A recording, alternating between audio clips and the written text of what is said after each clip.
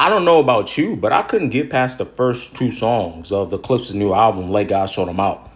No, no, no. Not because it was trash, but because they were that good. I was enamored with the first two songs. And I just finished my full listen of the Cliff's new album. And I got to be honest with you. At its best, it's two gentlemen who know just how to bounce off each other and how to fit in the pockets that a genius producer knows how to put them in.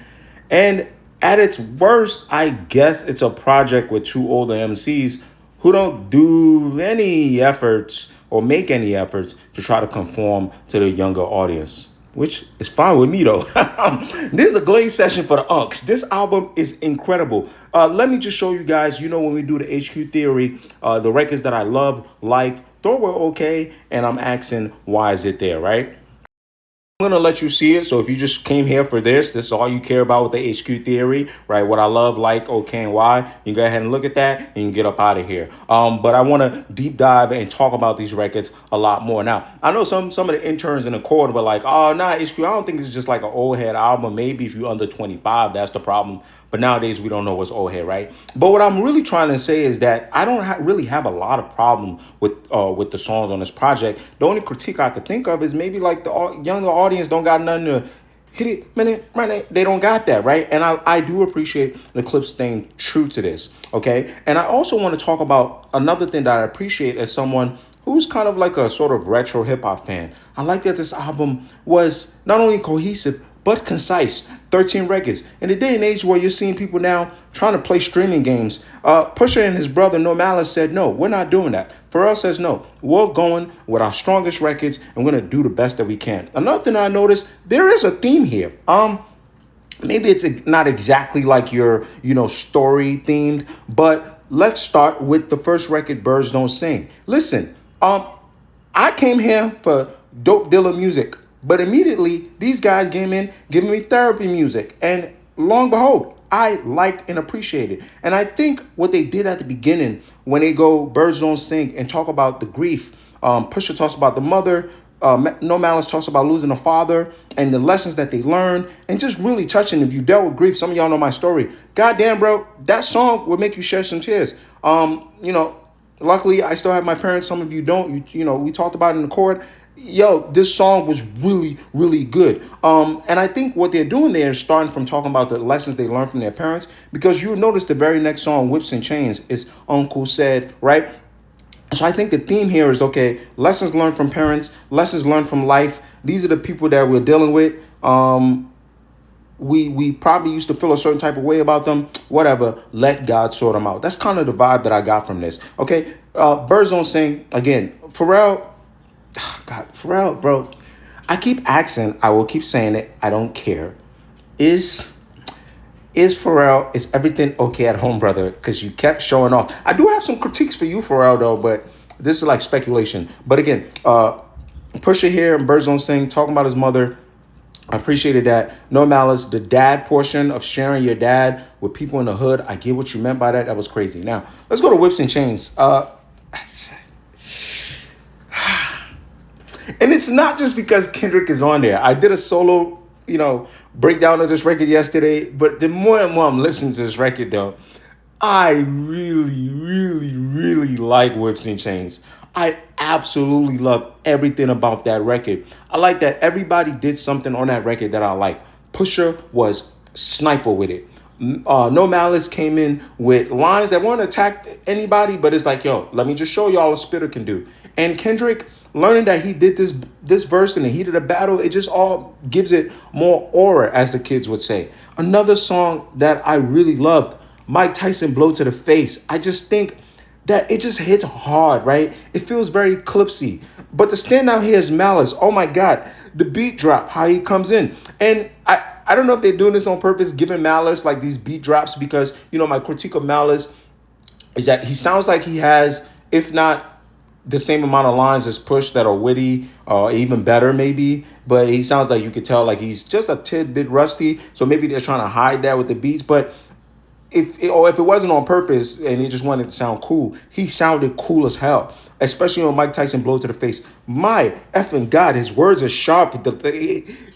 and that's why I'm giving him a break. If he don't sound as crisp on certain delivery, he been, out of the game for a little bit. Love Mike Tyson blow to the face. Another one that Pharrell, I think you do a good job production. Next record that I really love, Inglourious Bastards. I really love when the tempo picks up with these guys. I have live lines after lines. It felt very re-up gang. It felt very old school, right? Love those.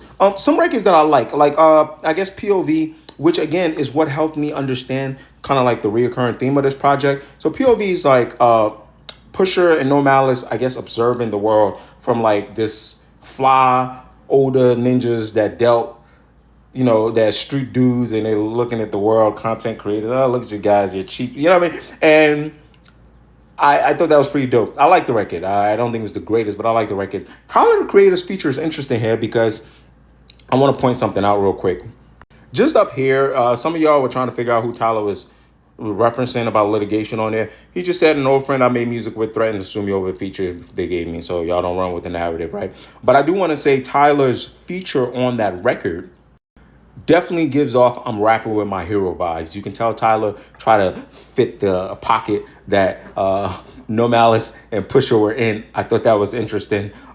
He tries to match that disgust. And then, Malice comes in again, standing out the switch up. I think the brothers really battled it out here, trying to figure out who's better and things like that. All things considered, Push gets really personal with his wife, right? Again, these brothers really do a good job of disproving this whole all they do is rap about Snow White. I was one of the main guys saying that, right? But no, they get into detail. Pusha talks about his wife miscarrying and his child asking for a sibling. There's a J Prince sub there. I don't want to get into that. I think I've been in enough drama for today.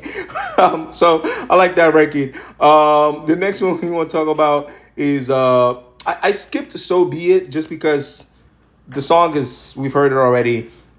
There was some drama with like the sampling. It was supposed to be So Be It Part 2. I was asleep for that. So I don't know. They replaced it. They put the right beat. But I thought that was a record that I liked. It was okay. It fits the theme of this whole thing, right? So be it, and that's fine. Now, another record that I liked is FICO. It kind of goes back to business. Is that, I love that Stove God hook. Oh my God. I really, really appreciate that. I like the line, every string of bell needs an Avon. That's a little Wire reference. I love that. Again, another one. Pharrell, that's enough Pharrell Glaze, right?